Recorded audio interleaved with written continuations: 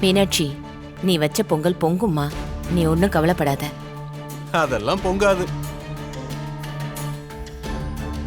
அப்படியே குழஞ்சுதான் போகுது.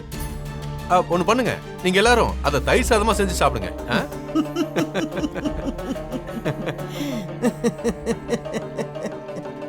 ஏய், என்ன கிண்டல் பண்றியா? எல்லாம் தெரிஞ்ச மாதிரி பேசாத.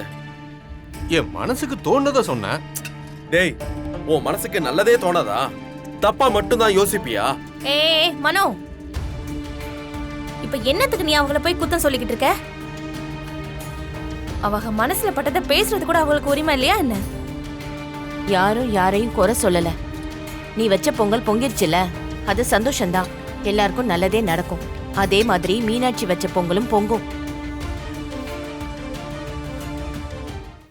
மீனாட்சி, இத பாரு, நீ அமைதியா இரு.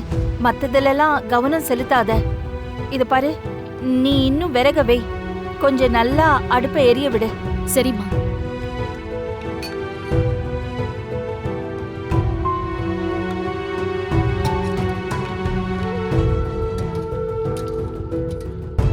கடவுளே, அடுப்பு எரியுதோ என்னமோ தேவி, உன் பொங்கப்பானை பொங்குனதை பார்த்து நிறைய பேருக்கு வயிறு எரியுது.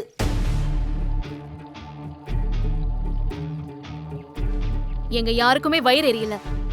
ஆ? எங்க யாருக்கும் போட்டியும் பொறாமையும் இல்ல. ஆ, ஆ, ஆ. உங்களுக்கு தேவி புடிச்ச பேத்தி தான். அதுக்காக இப்படி எல்லாம் பேசாதீங்க. ஆமா, தேவி எனக்கு பிடிச்சமானவ தான். உன்னதான் அந்த கடவுளுக்கே பிடிக்கலையே.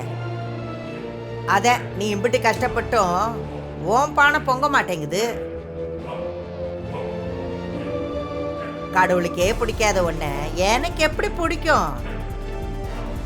மீனாட்சி, இன்னும் கொஞ்சம் விறகு வையே, அப்பதான் பொங்கும். பொங்கடா மட்டும் பத்தாது,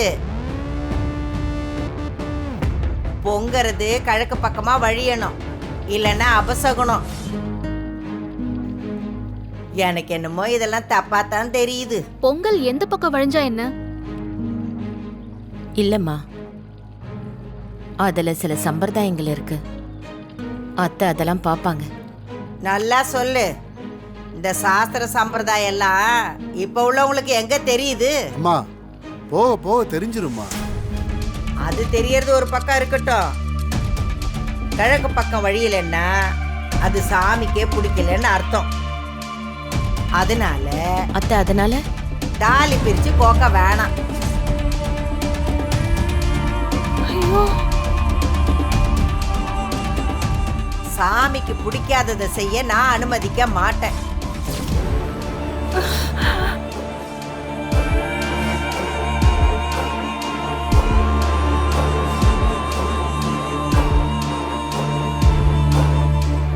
கடவுளே, கடவுளே, இது நல்லபடியா பொங்கணும்.